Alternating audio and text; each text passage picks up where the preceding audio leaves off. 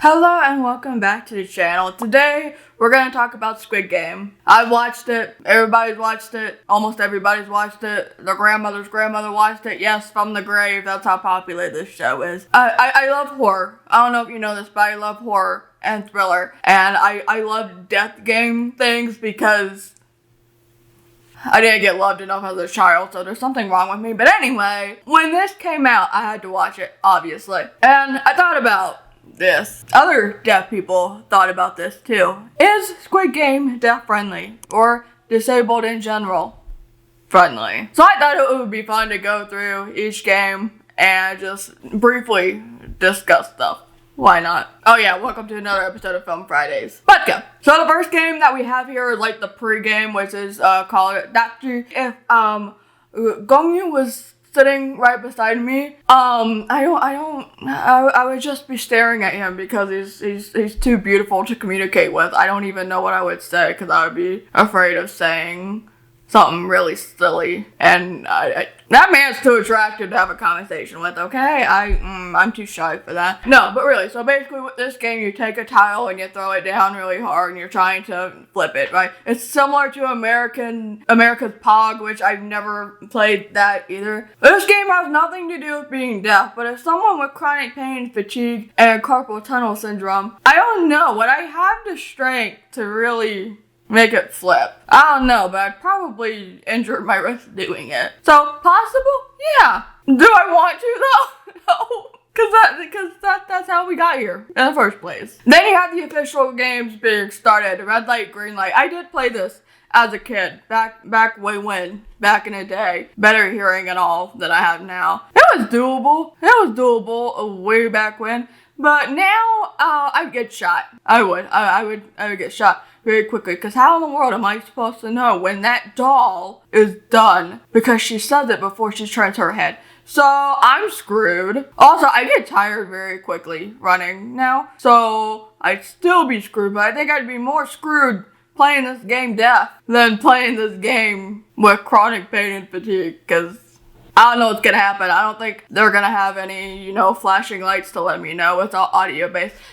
Listen, this isn't John Kramer. This isn't Jigsaw, okay? I know there's been talk on Twitter about how the mastermind of the game, I don't even remember this being said. It's been a minute since I watched it. But talking about fair access, equal access to the games, whatever. But is it though? Considering the kinds of games that these are, everything seems to be about luck rather than we've configured these games to make them winnable. But yeah, I don't know about that. I guess for me, if it's loud enough that I could hear the sound, maybe, but if I don't understand the word, yeah, I'm still screwed, because I gotta know, when they know that the phrase is almost over, it's because of the word. So all I'm gonna get is sound, and then the sound's over, and I'm like, oh no, I'm the first one dead.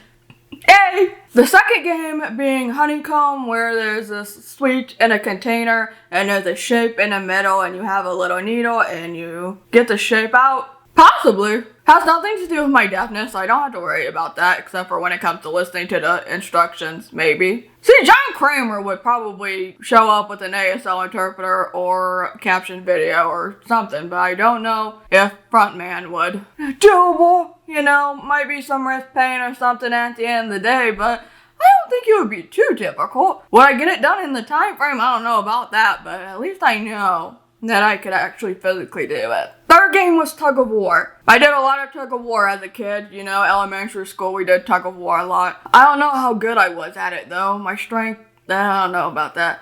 Now, I would probably, I don't know. For one, heights scared me. I'm very, very petrified when it comes to heights. So I think just me being able to look down once, yeah. Also, with Sangwoo and his little speech happening, how am I going to understand that? How am I going to understand the game plan? If I put it in the middle, that would probably work. Because then I'd probably be able to put 2 and 2 together, maybe, once it happens. But, who's going to be extremely petrified when it would first happen? Those 3 steps forward, just to throw off the other team?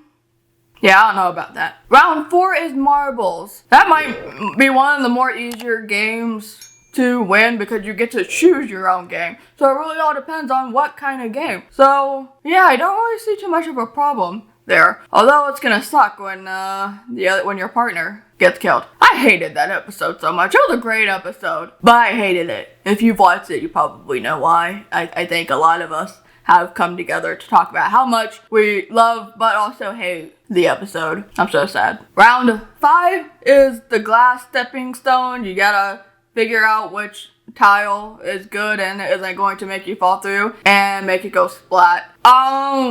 Again, I'm petrified of heights. I'm not good at jumping long distances, and I'm extremely clumsy and fall easily, so I'm probably gonna die, whether I'm first or last. At least if I'm last, I would know what to step on by now, I think. But no, I'm out. I'm good.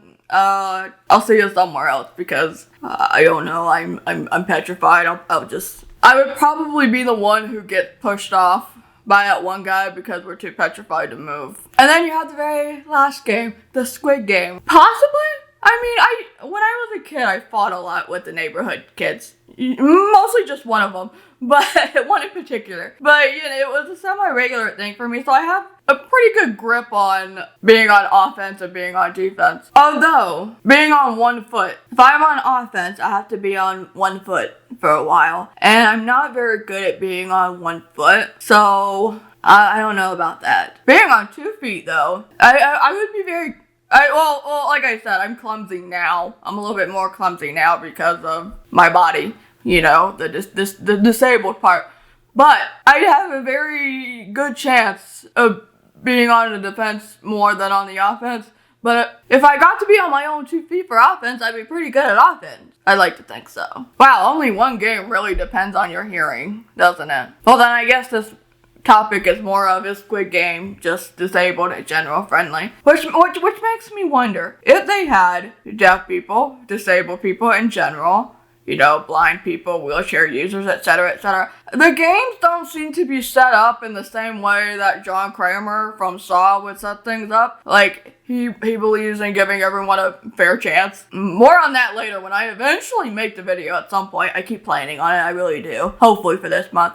He talks about how all his traps, the ones he makes anyway, are winnable. But the Squid Game seems to be more about luck and guesswork, you know? I think... So it does make me wonder, would they actually try to make things more accessible, or would they just not care? Because again, there was some talk on the show about how fair and equal access to the games, but what are they really? There's discourse on Twitter right now. I'll try to link it down below. I think Kenny JD's thread, which I'll link down below, was talking about it, and everybody was like, yeah, I don't know about that. Anyway, that's just a little brief discussion about Squid Game, and if it would be friendly to disabled people. Friendly, I mean, considering. But you know what I mean. I think it's a good show. If you haven't watched it yet, hopefully I didn't spoil it too much. You know, I thought it would be a little fun video, talk about it, and get you something for Film Fridays. I love Death Game horror movie show things, so. If you've watched Squid Game, let me know what you think of the show. Let me know what you thought about the ending and the possibility of a season 2. I'm sure a season 2 is gonna show up because it's so popular. It's the most popular show on Netflix now. But yeah, I'd like to know your thoughts personally on the show. I want to talk about it, so leave your thoughts down below. If you liked this video, be sure to give it a thumbs up. I would very much appreciate it. If you would like to support my work outside of the channel, I do have a Patreon page, which will be linked down below. For a few dollars every month, you get some extra and exclusive content. Be sure to subscribe if you haven't yet for more future videos, especially Film Friday ones, and I will see you later. But also, thank you for watching the video. I should have, yeah. Thank you. Bye.